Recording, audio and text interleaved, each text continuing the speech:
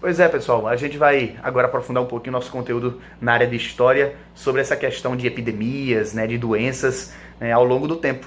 Se você está preocupado aí com o novo coronavírus, e tem que estar preocupado mesmo, né, mas se a gente fizer uma comparação com todas as grandes crises epidemiológicas ao redor do mundo, ao longo do tempo, a gente precisa dar o braço a torcer e dizer assim, cara, a gente está bem demais. Não que as pessoas não estejam sofrendo, por favor, não estou dizendo isso. Eu não estou dizendo que o novo coronavírus é fichinha, não estou dizendo isso. Mas estou falando assim que a comparação com a mortandade, a mortalidade, né, dessas outras doenças que o mundo já enfrentou, o novo coronavírus ainda está assim nas unhas dos pés, por assim dizer. Deixa eu dar um exemplo para você. Vamos pensar aqui na peste negra. Né? A peste negra, cara, foi uma doença, tá certo? Ela até hoje é considerada a maior epidemia da história da humanidade. Porque, entendo a coisa, cerca de 200 milhões de pessoas morreram por causa dessa doença. Você faz ideia do que são 200 milhões de pessoas? O Brasil tem cerca de 200 milhões de habitantes. É como se você pegasse assim o Brasil e matasse o Brasil. Entende? A quantidade de um país como o Brasil, você some assim da história por causa de uma doença. Cara, na época, essa quantidade, ela equivalia mais ou menos aí quase 50% da população europeia. Veja, qual era o contexto também dessa doença? Idade Média, você está ali no século XIV, tá certo? Século XIV, ainda as coisas eram muito precárias. Quando eu digo ainda é porque com o passar do tempo, logicamente, o pessoal foi se orientando, principalmente por causa dessas doenças. Essas doenças, elas ajudaram a humanidade a repensar sobre o seu modo de vida, os seus comportamentos, os seus costumes. E a peste negra foi uma das principais delas. A peste negra, ela é transmitida, é uma bactéria, tá certo? Não é exatamente um vírus, é uma bactéria, mas essa bactéria, ela possui um veículo transmissor, e o veículo transmissor é a pulga. Olha só, a pulga, ela ia lá no rato, ou em roedores, ou esses animais que viviam em locais sujos, tá certo? De lixo, alguma coisa assim, chupava o sangue do rato, tá certo? Esse rato já estava infectado, e aí levava, e quando ia lá para o ser humano, e picava, no caso, mordia, chupava o sangue do homem, transmitia para o homem as doenças que estavam do rato, entende? O rato infectado. Resultado, inclusive o nome peste negra, né, acredita-se que vem justamente porque um dos animais, um dos tipos de rato, né, que eram mais fáceis de ter essa doença, de estar infectados com essa doença, era o rato preto, né, o rato negro. E a partir daí também aconteceu, o pessoal transmitiu aí a peste negra porque as pessoas morriam e elas se decompunham muito rápido, né? A pele ficava escura, né? Porque é como se estivesse necrosando, né? Gangrenava. Então assim, era uma doença terrível, uma doença terrível. Bom, enfim, o que importa é que a peste negra, ela foi causada justamente pelas baixas condições de higiene das pessoas da Europa naquela época. Veja, as pessoas viviam ali em situações completamente degradantes de vida, né? Sem estrutura de saneamento básico, né? de escoamento do seu esgoto, as pessoas jogavam lixo em qualquer lugar. Eu acho que as pessoas que viviam assim um pouquinho melhor eram os nobres, porque eles viviam nos castelos, mas a situação de lá também não era tão diferente, é só porque era uma estrutura de pedra, por assim dizer, né? Mas tinha pulga, e tinha bicho, e tinha lixo, e tinha sujeira do mesmo jeito, tá certo? Que nem os camponeses. Resultado, por isso que isso pegou geral e saiu matando muita gente. Uma outra epidemia que fez diferença assim na história do mundo foi a epidemia da gripe espanhola.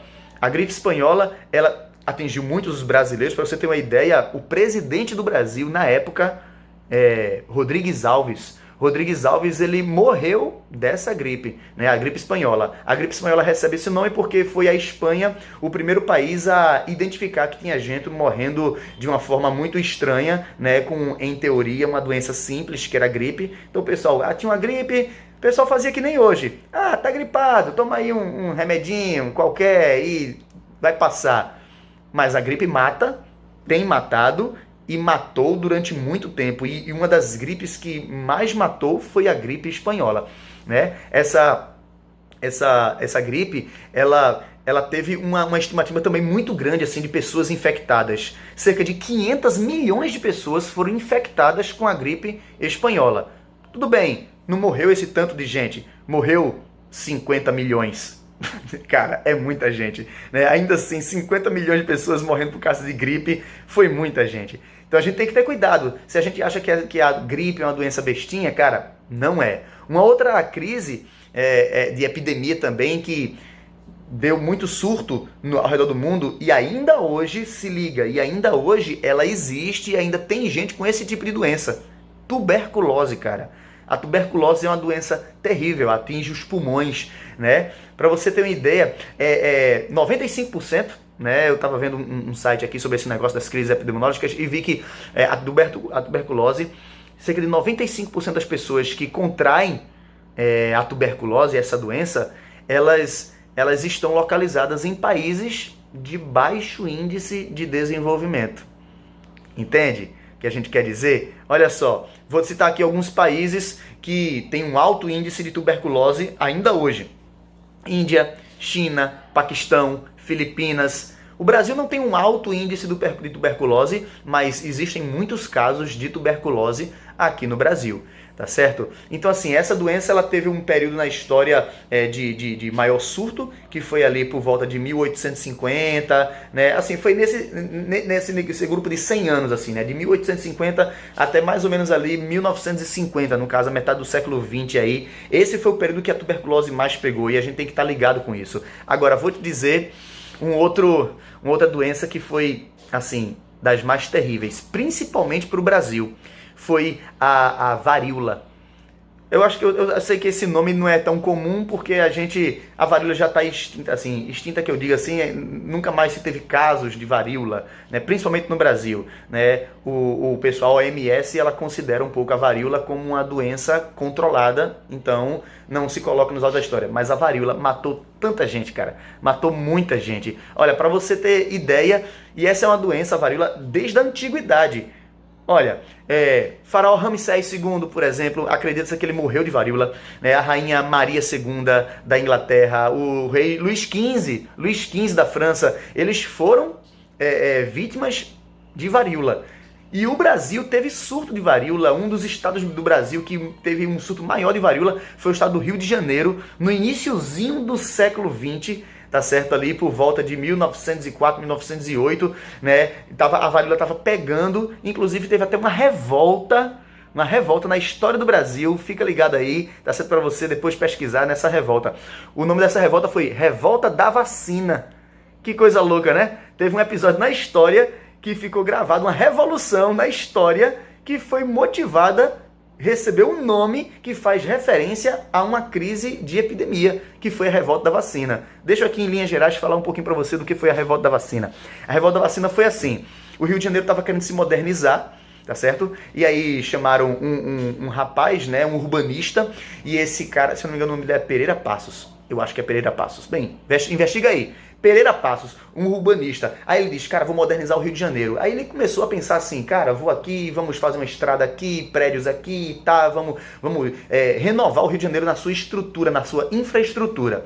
Resultado, muitas casas precisaram ser indenizadas para poder a obra pública passar por ali. Problema, tinha muita gente que não tinha escritura de sua residência. A escritura é a comprovação de que a residência pertence àquela pessoa ali.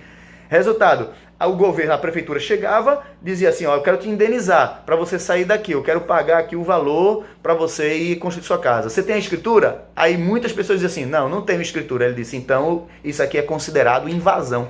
Então a gente tem agora o direito, tá certo, de colocar você para fora daqui, expulsar aí. Aí as pessoas começaram a ficar com medo. Calma, você está pensando, o que é que isso tem a ver com a epidemia? Vou chegar lá.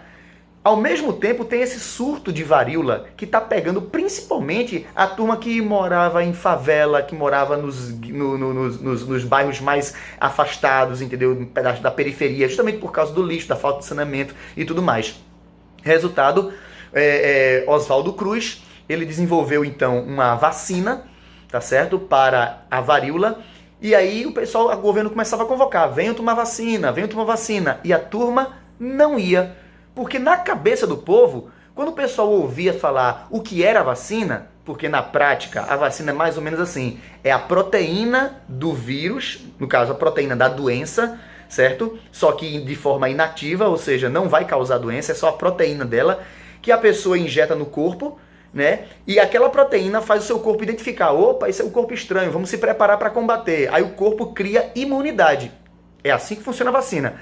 Então Oswaldo Cruz desenvolveu a vacina, o pessoal explicou o que era vacina, mas o povo, na sua ignorância, o pessoal não entendeu que aquilo era uma coisa boa. O pessoal pensou assim, rapaz, esse negócio de injetar a doença na gente, isso é maior papo furado. O governo quer matar a gente de doença, entende? Para não ter que vir aqui indenizar a gente, entendeu? Para ser mais fácil desocupar as nossas casas. Nós não vamos tomar vacina. Cara, a crise foi tão séria, a doença pegou tanto, que terminou que o governo teve que usar a força das armas, mandou o exército para a rua, polícia, para obrigar as pessoas a tomarem vacina. O povo achou aquilo ali terrível, porque estava a polícia, o exército invadindo as casas, entrando nas casas à força para dar vacina para o povo, e o povo achou que aquilo ali era ainda a comprovação de que o governo estava querendo expulsar eles. Cara, foi bronca. Então o povo foi pra rua, teve briga, teve passeata, e teve, imagina, a polícia foi e foi violência.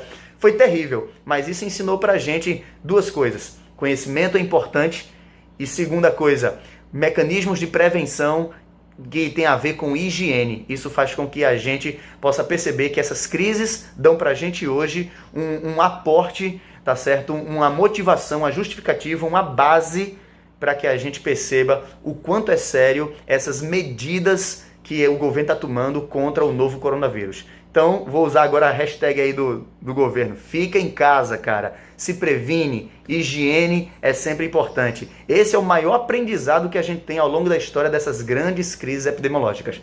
Fica ligado. Tamo junto. Valeu.